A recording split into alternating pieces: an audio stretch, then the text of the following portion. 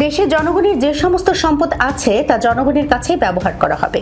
আমরা সেই সম্পদগুলোকে আহরণ করতে চাই। বড়পুকুরিয়া থেকে উৎপাদিত কয়লা দেশের সম্পদ, জনগণের সম্পদ। সোমবার সকাল 10টায় পর্বতীপুর বড়পুকুরিয়া কয়লা খনি পরিদর্শনকালে বিদ্যুৎ, জ্বালানি ও খনিজ সম্পদ মন্ত্রী ইকবাল হাসান মাহমুদ এসব কথা বলেন। তিনি আরো বলেন, দীর্ঘ 17 বছর এই দেশ একটা ফ্যাসিস্ট সরকার শাসন করেছে। তারা দেশীয় সম্পদকে অবহেলা করে বাহির থেকে এই দেশে ইম্পোর্ট করার ব্যবস্থা করেছিল। আমাদের প্রধানমন্ত্রী মনে করেন আমরা জনগণের সরকার। জনগণের যে সম্পদ আছে সেগুলো জনগণের উন্নয়নে ব্যবহার করা হবে, এর কোনো বিকল্প নেই। নিজেদের জ্বালানি থাকতে আমরা বিদেশ থেকে কেন ইম্পোর্ট করব, এমন প্রশ্ন ছুড়ে তিনি বলেন, দেশের উন্নতির জন্য সবচেয়ে আগে দরকার জ্বালানি। নিজেদের দেশের জ্বালানি নিজেরাই যেন আহরণ করতে পারি এবং দেশের উন্নয়নে ব্যবহার করতে পারি, এই বিষয়ে আমাদের আলোচনাও হয়েছে।